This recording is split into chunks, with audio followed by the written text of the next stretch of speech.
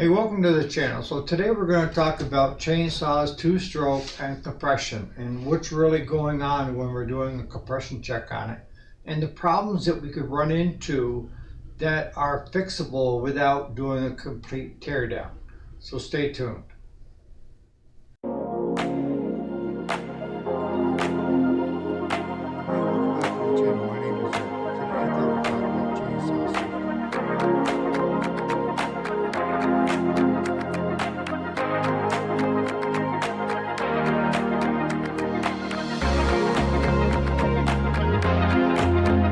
Alrighty, so welcome back. My name is Eric, and today we're talking about two-strokes. And you brought up, Steve, that you've got some saws at lower compression still able to start up and run. And what I found is a lot of times they'll run, but they don't have the power. They'll bog down easy, especially you get into a block of wood. The other telltale sign is once it warms up, you shut it off to even refuel it, and you'll crank your butt off until it's cold. But what are other culprits with compression and chainsaws? And this is the culprit right across the whole board. And this is something that we see quite a bit, and that is if you don't use a piece of equipment for a long period of time, what ends up happening is the rings will oxidize onto the piston, which means they're not expanding, right? And there's a couple things that I saw online where you could take and do a wet test on it with put mineral oil in it, and if the compression comes up, the rings are weak, but it's not giving you the true reading. And I know that I tend to go away from the crowd, right? But what we've found to be very helpful here is just simply PV Blaster, all right? If we've got something that comes in with a low compression, whether it be a snowblower, chainsaw, generator, what have you, if it's been sitting for a long period of time, that's the first thing that kind of makes me think, all right? And that is, okay, if we're not getting the compression that we want, why not? And that's where you can't get into a hurry. When you use PV Blaster, you're looking at it with giving it time to break free and start working again. And the other thing is with these here, with the chainsaws, they'll get built up with carbon and stuff around the grooves and the rings where they can't function right. I read where you can use automatic transmission fluid that puts them into the spark plug hole and let it just keep working around, and it'll break down that carbon that's built up around it and increase your compression without doing a complete teardown. All right. We've talked about the exhaust, the screen, that if it can't port out, you're not going to get the machine to run that well either, or even start, all right? So what are we looking for, with a compression? And I've always said that if you're talking the name brands, I like to see over 90. 115, 120 is where I really like to see it.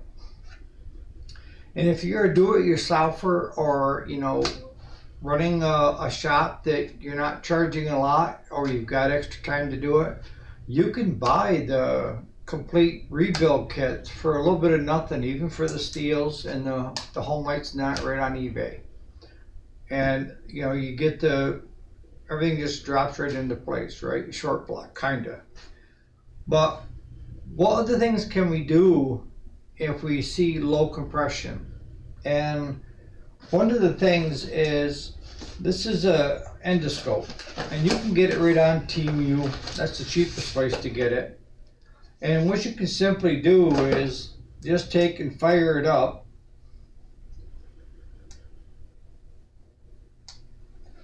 And we'll take, let's see here, let's go with this one, steel.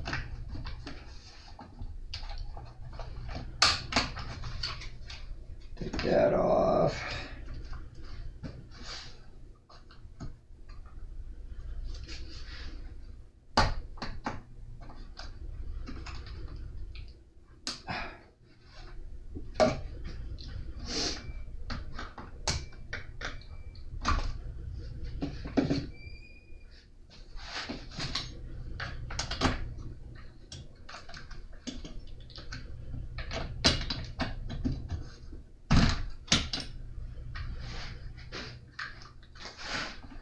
Just take the plug right out.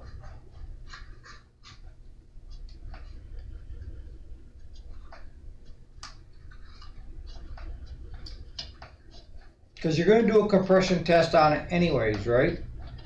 You should be doing that. If it comes in, that's the first thing you should be doing. So let's do that first. So when you guys are watching, I don't want to assume anything. I don't want to skip a step where you guys are like, well, how did you get to that point? All right, so make sure it's on 0. And you want to do this a couple times.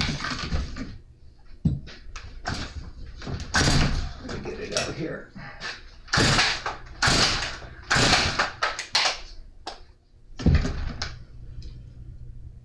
That one there is 126.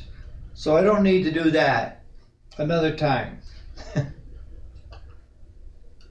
But if it was reading low compression, what I would highly recommend is you can stick the probe. Let me get it straightened out here.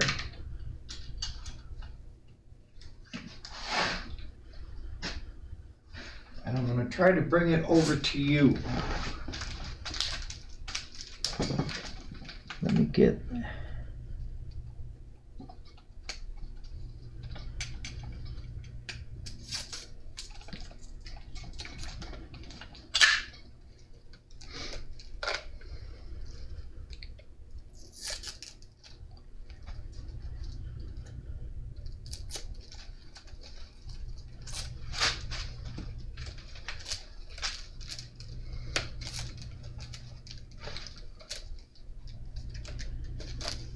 There.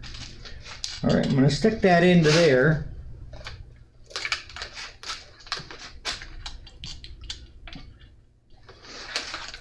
And as you can see on the screen, that's where the spark plug is.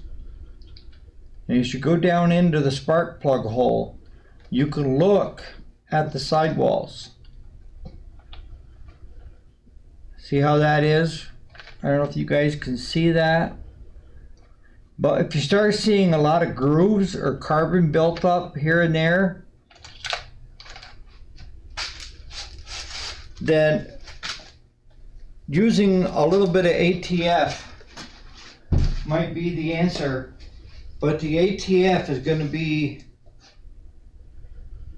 just like the PB Blaster. You've got to give it time to work. Now, there's not much you can do when it comes to low compression. And to be totally honest with you, most saws on the market, unless they're the professional commercial grade, it's hard to sell a customer on doing a complete tear down. New piston, new rings, a new jug. And if you're that far, you might as well check the oil seals in the bottom and replace those as well. You other guys that are on the channel that are mechanics, because I don't consider myself a good mechanic, all right? I'll be honest with you. What would cause something to have low compression on the chainsaw and still run and function the way it normally does?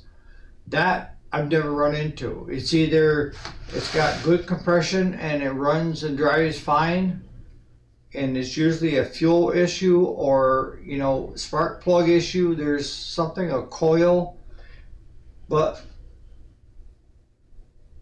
I've never had one that had low compression that I could get to stay running to start. You know, you can give it a shot of carb cleaner into the throat and it's firing on a higher temp, but it would still have issues if the rings and were getting wore and it was allowing air to escape by it. You wouldn't have the power that you would in a saw that has compression, has good compression. So on that note, hopefully I've explained something, and these are handy. I'll tell you, the endoscopes, where you can look right into the cylinder walls to see if they are scored or not, and to see what your next bet is you can look at the top of the piston to see if there's anything where there's a hole through the piston possibly. But either with what I've ran into in the past since '06 is either the saw has good compression or it doesn't. If it doesn't, how long did it sit? ATF oil, PB Blaster, you have nothing to lose at that point. Squirt some into it and see if that clears up your problem where you start building compression because the rings are seized onto the piston. Now, you can do a wet trick of where you use mineral oil or even two-stroke oil and pour some into the hole, spark plug hole, and then see if the compression is different with that liquid in there. And if it is, it pretty much tells you that the rings, it's an issue with the rings not being able to expand and seal to the sidewalls so that you can build compression. So on that note, you guys have a great day. Put in the comments, that you guys seen more of these maybe than I have. What you think with the low compression and why they're still able to start and run and function the way they're supposed to. Most saws that I have had and worked on, because I have 9 of my own saws, 10 or something like that, not as much as you, Jason. But what I've noticed is it's either got good compression or it doesn't. And then I have to make that call or that decision, even with my own stuff. Is it worth putting the money into it or part it out and go get a new one? You guys have a great day.